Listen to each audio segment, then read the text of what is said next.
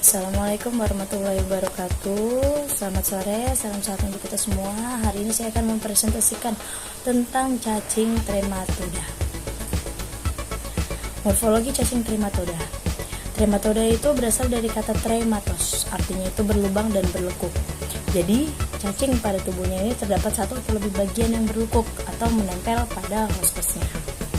Trematoda merupakan cacing pipih, bentuknya seperti daun, dilengkapi dengan alat ekskresi, alat pencernaan, alat reproduksi jantan dan betina yang menjadi satu atau disebut hermafrodit.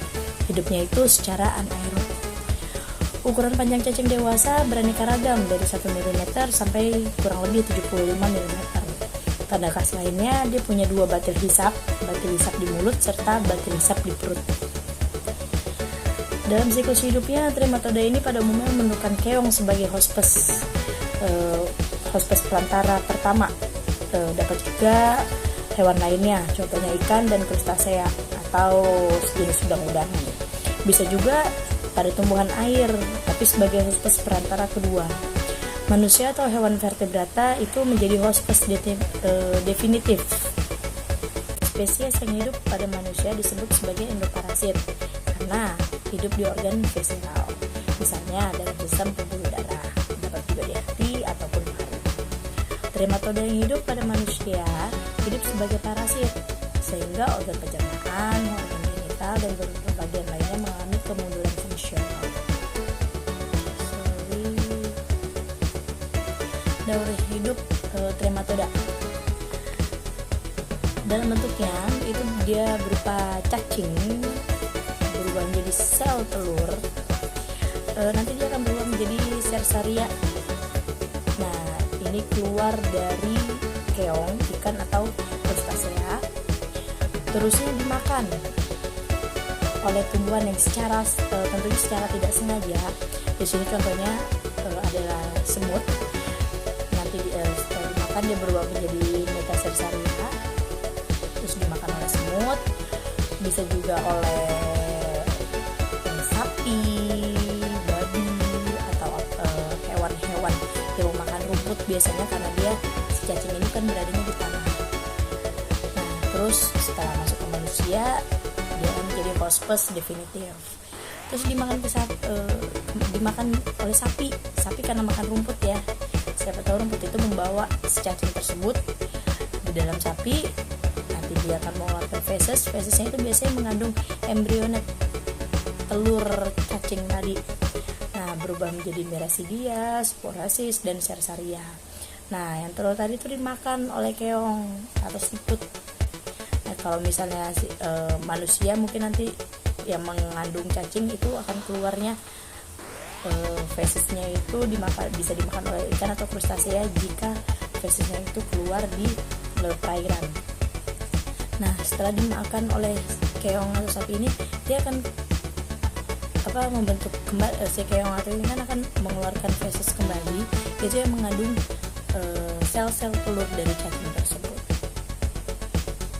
Selanjutnya trematoda pada pembuluh darah atau siskotoma atau juga bisa bilharzia. Cacing dewasa ini hidupnya di venula, mengalir ke organ tertentu dalam perut hospes definitif, biasanya di manusia.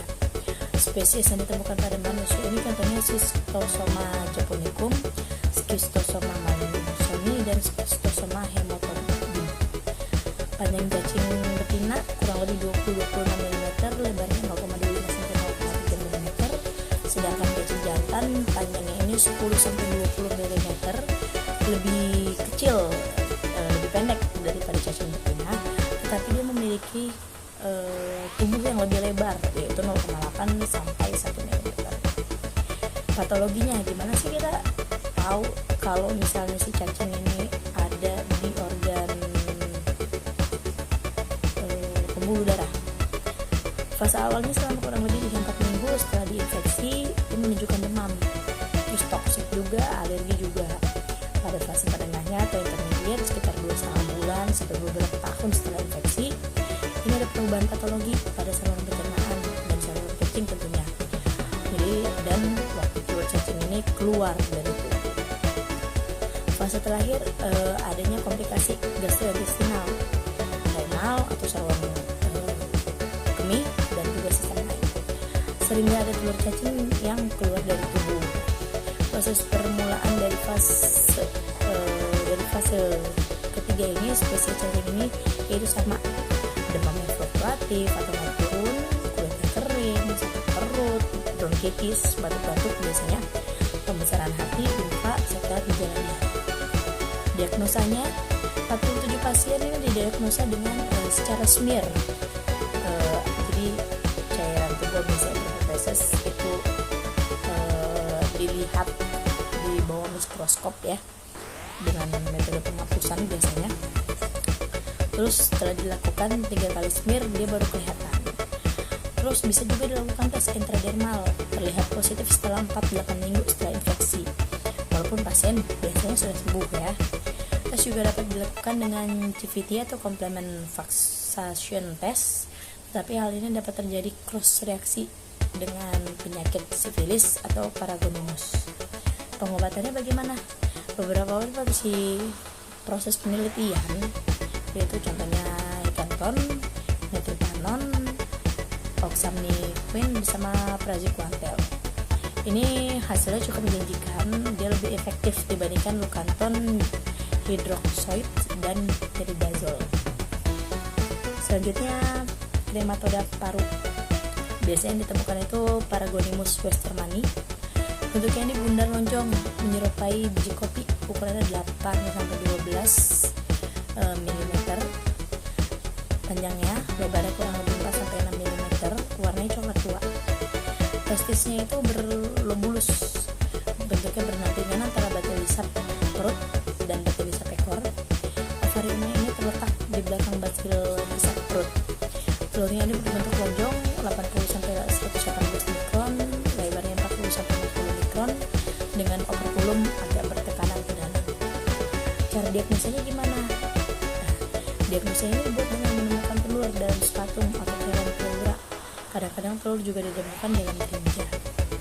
Terus pengobatannya praziquantel sama bitionol merupakan obat pilihan. Selanjutnya trematode usus Fasciolopsis buski, Echinostoma revolutum, dan Echinostoma ilocanum. Kalau Fasciolopsis buski itu panjangnya 20-75 mm, lebarnya kurang lebih 20 mm. Patologinya itu toksik, obstruktif, dan traumatik.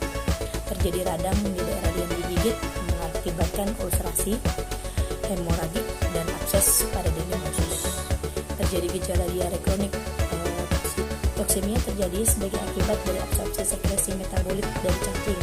Hal ini dapat mengakibatkan kematian.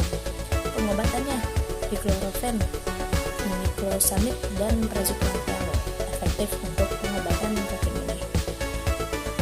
Terus Echinostoma revolutum, Echinostoma ilocanum, dan Malayanum. Ini termasuk trematoda, cacing trematoda golongan Echinostoma-pidae. Ini terciri dengan adanya duri leher yang melingkar dalam sebaris atau 2 baris yang melingkar batu lisap di kepala. Ilocanum ini menginfeksi orang di India Barat dan Cina, sedangkan revolutum ini menginfeksi orang Taiwan dan Indonesia.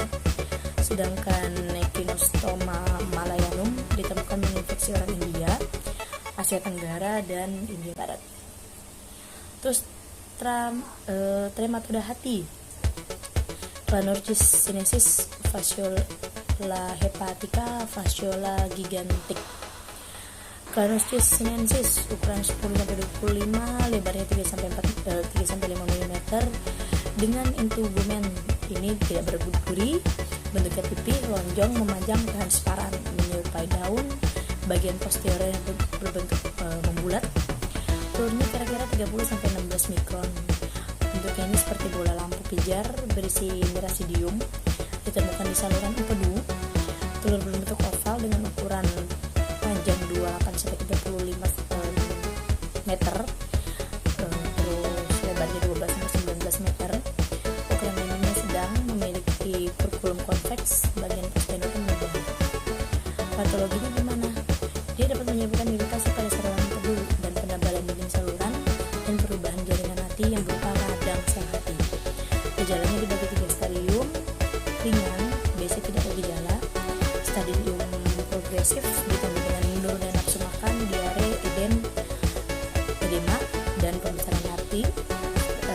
stadium lanjut, itu sindrom hipertensi portal, terdiri dari pembesaran hati,